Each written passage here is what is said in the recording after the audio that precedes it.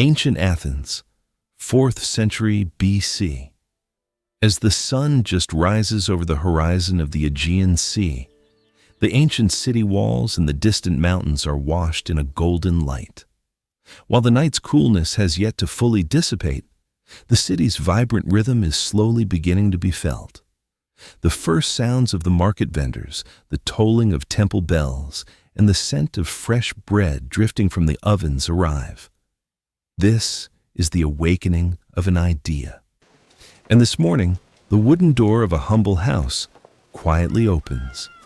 From inside emerges a figure deep in thought, bearing the marks of wisdom and time on his face. Aristotle. His home is situated in a quiet corner, away from the large structures in the agora. Yet, this simple dwelling is the sanctuary of a great mind. In his hand, he holds carefully wrapped scrolls representing his accumulated knowledge. Each one is a record of an observation, a logical deduction, or a search for the secrets of the cosmos. His steps are resolute and contemplative on the earthen path, where the first light dances with the shadows. As Athens awakens, he wakes for wisdom.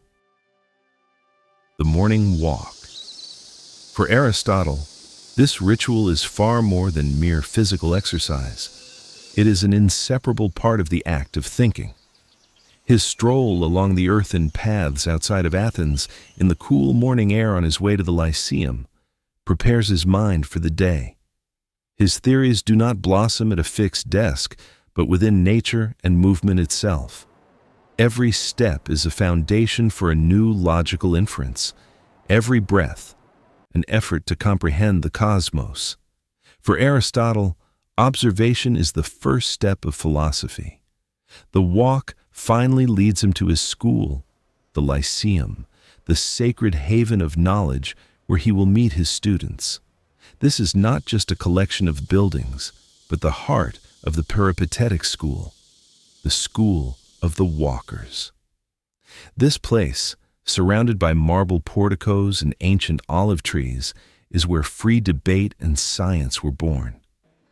Lessons here commence not while seated on a bench, but during those famous Peripatos, walking paths, where the master walks alongside his students and ideas circulate freely in the air.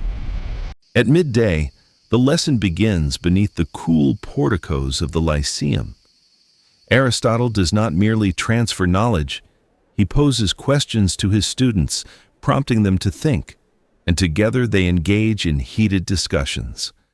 They draw vivid examples from the Athenian nature surrounding them, from animals and plants, making observation the foundation of philosophy. Logic, natural philosophy, ethics. All these disciplines are addressed as an inseparable whole within the same daily cycle. For Aristotle teaches his students not what to think, but how to think, the very form of thought. Every scroll, every debate is part of the methodical effort to understand the universe. As the excitement of the debates at the Lyceum subsides in the afternoon, the most crucial phase of Aristotle's day begins: systematic recording and analysis. Once lessons conclude, he retreats either to the silent porticos of the Lyceum or the dim working space of his home. His goal is not just to jot down notes, but to coalesce fragments of knowledge into a cohesive worldview.